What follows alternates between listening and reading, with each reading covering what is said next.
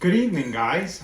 As you see, we're back in the kitchen dining room area getting ready to do some transplants.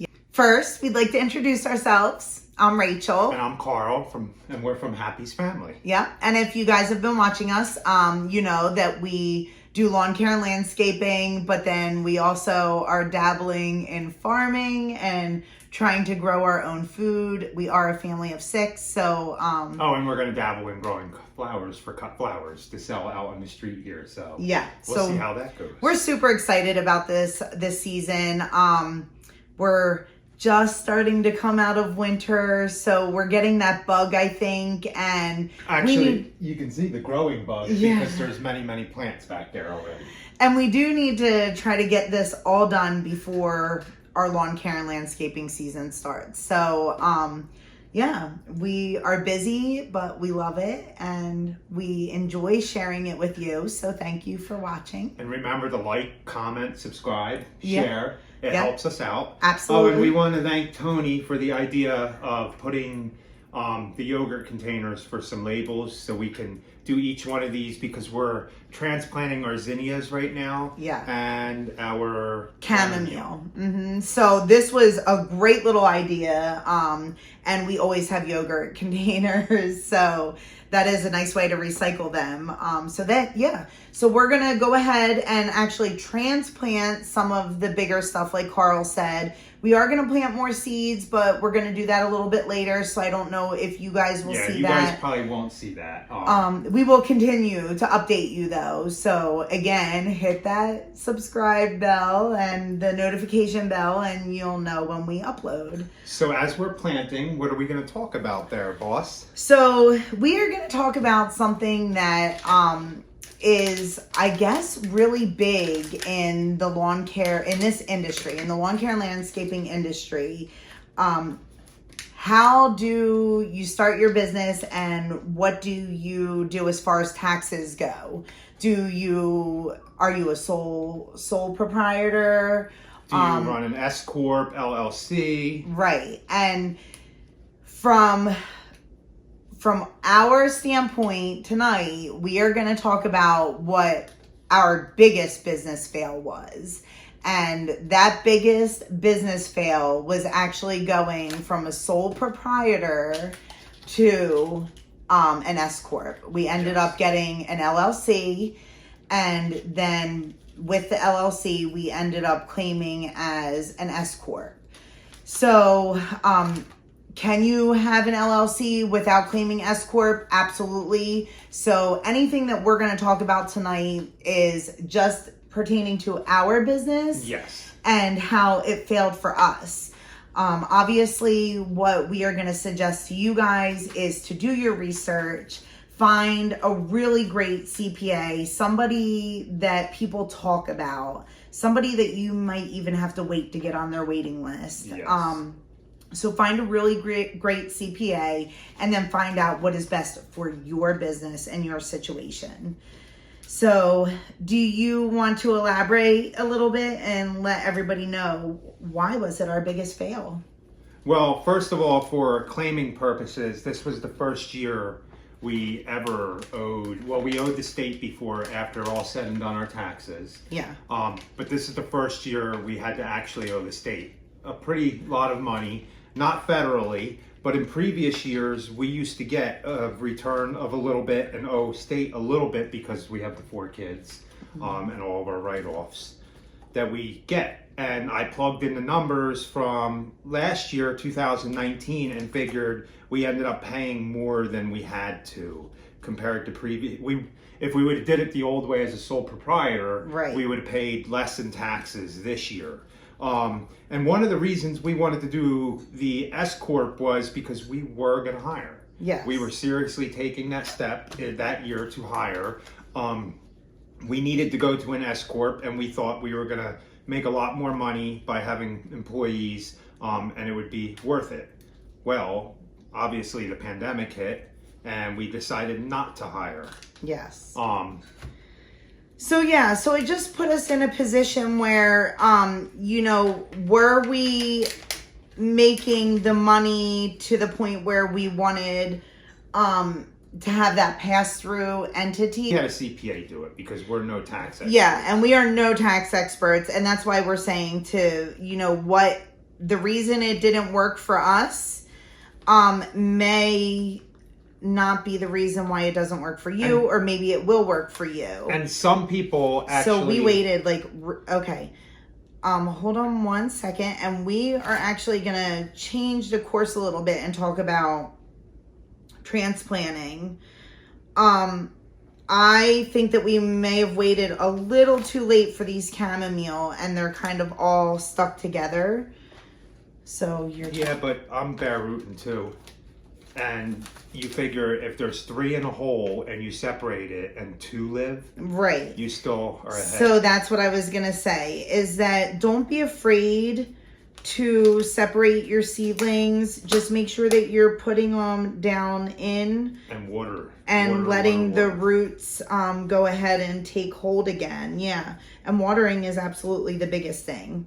So you saw that I took a big clump of chamomile, and then I have 1 chamomile. So we'll keep you guys updated. And yes, they will go through a little bit of shock, but if we keep them watered and we just keep an eye on them, then they should be perfectly fine. So, okay, so back to our biggest fail. So we were talking about how with the S Corp, what you do is it's a pass-through entity. So you take all your sales or, all your income for the year. Then obviously you take off all your deductions that you have. And then you have your payroll, what you paid the members or, whatever. So ours went in as a member distribution, and Carl and I are husband and wife, and doing... just as a sole proprietor, we also then had our life expenses that we could deduct from that also. And I guess what happened was the way that it was paid as member distributions, it did take off the children as credit, but then still kept us in a weird tax bracket where, like Carl said, we had to owe a lot more money. Especially to the state. Yeah. Than what we ever have had to pay in years past.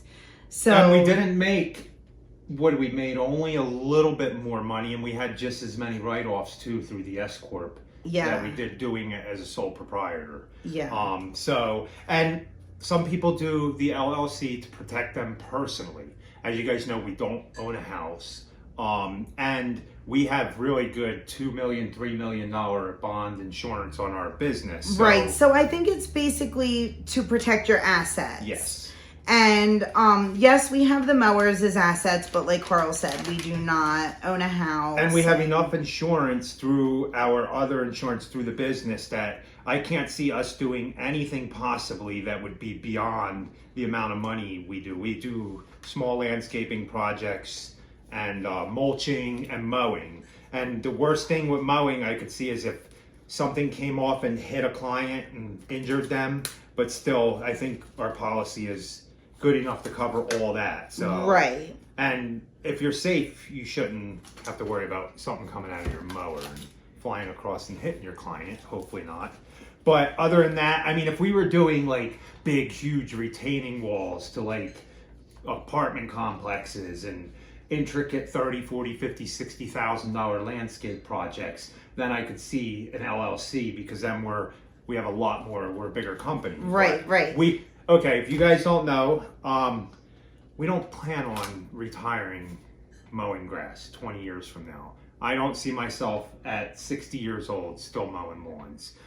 The trajectory we're trying to make is we're trying to go to farming and owning our own nursery, and selling produce and stuff like that for families to come pick your own stuff, right, like that. So in 20 years, I don't see ourselves mowing. So me and Rachel decided we were going to keep it just between me and her. Yeah. And not hire anybody. And if the boys want to take it over when we're ready to start farming, by all means, we're going to give them that opportunity. Yeah. So that's another reason why we decide we're going to go back to a sole proprietor. Yeah, so as a sole proprietor, basically, we're now going to have to dissolve the LLC and the S Corp. And we are going to have to do a final, so we had to pay to become an LLC, and you have to pay a franchise fee tax. So all in all, we spent a lot more because we paid almost $3,000 for an accountant. Yeah, for CPA. Had to pay for the franchise, plus we owed $2,000 in taxes. Over $2,000. Over $2,000 in taxes to the state. So, and we're not complaining about taxes. The taxes go to help our kids and do everything, whatever they need to do it for. It is what it is. It is what it is. But I mean, if you can lower your taxes by doing your business a different way, we're by all means going to do that. So. Yeah. And I think that in most situations, to be honest with you, an S Corp would be the way to go for you to pay the least taxes. But again, in our situation, it just did not work out that way. So we are going to go ahead and send in the paperwork to dissolve the LLC and the S Corp and go back to a sole proprietor. Claiming as a sole proprietor is a DBA, which is doing business as, and you would have to then register with your registrar of deeds, I believe. Yes. In your county, wherever you are doing business in, whatever county you're doing business in. So you would register your name as doing business, and then you can claim as sole proprietor. As sole proprietors, Carl and I then can just use a business at home tax, like Tax Act. Yeah. Something easy I can do, no the problem. business. What was the other one that what did she tell us to just? It's either Tax Act or the other. I'm not sure the other one. Yeah. TurboTax. So that is what we are going to be doing, and that was our biggest fail. So we want to hear from you guys about what your biggest business fail was. Did it have to do with taxes, or was it something else? It was a hard lesson, right, buddy? It was an expensive lesson. An expensive lesson, yeah. Especially because when we did start looking into hiring also, workman's comp is not cheap, y'all. So, and again, you need workman's comp. You cannot mess around. You need workman's comp to protect your employees. Yes, in case they get hurt, and protect you. Yeah. I mean, you don't want to foot out the bill. Right. If something happens to one of your employees and you're not legit, Yeah, so it's definitely a better idea for us to stay sole proprietor and continue to do it that way. And I guess now we're just going to have to figure out how we actually pay Kayla doing it that way as a sole proprietor, because and when we get the farm and we finally are going to need help doing all that, we will go, and that will be an LLC, and we'll get back into all that, but right. That's way down the road. So yeah, that's when I'm going to have more employees than just a few. So have any of you guys started seeds? Had any luck with your seeds? I've noticed as I'm transplanting these that I guess they're drying out too much because they're under the table by the heat. So I got to be more vigilant on checking them out. But other than that, I mean, that poor guy ain't gonna make it. Man, I can't believe that we're actually transplanting this many seeds, you guys. I think that I have to learn how to rein it back. So when did we start these? 4 weeks ago? So the chamomile was started on the 17th, right? I didn't bring my book out again. On the 17th of January? I believe so. And it's only the 4th of February? Yeah. So not so even that a means month. the zinnias were started then too. Yeah. They were zinnias. too? I think so. Yeah. Those were the first set of seeds. I'm going to have to look. Was it the 11th or the 17th? I'm going to have to look in the book, but and we're transplanting the plants in leaf mold. Yeah. All the leaf compost I made. I mean, these look really good for being in just leaf compost. And again, if they don't all survive, it is what it is. Yeah.